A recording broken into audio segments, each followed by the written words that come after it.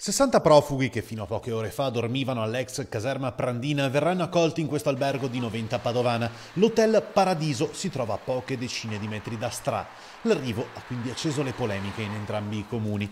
La struttura è stata presa in gestione da una cooperativa che ha dato subito il via libera per l'accoglienza dei migranti.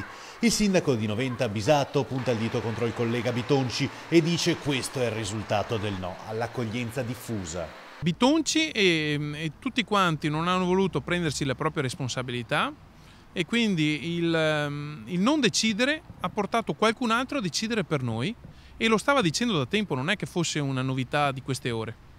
E il prefetto chiaramente deve poter avere dei luoghi in cui fare alloggiare queste persone. Con questo io non voglio dire che noi sprizziamo gioia da tutti i pori, è una necessità da gestire, ma io vorrei che il mio territorio avesse la forza di dire che da problema diventa risorsa. In mattinata davanti all'Hotel Paradiso protesta della Lega Nord che ha esposto uno striscione con scritto "Sindaco, i clandestini portali a casa tua".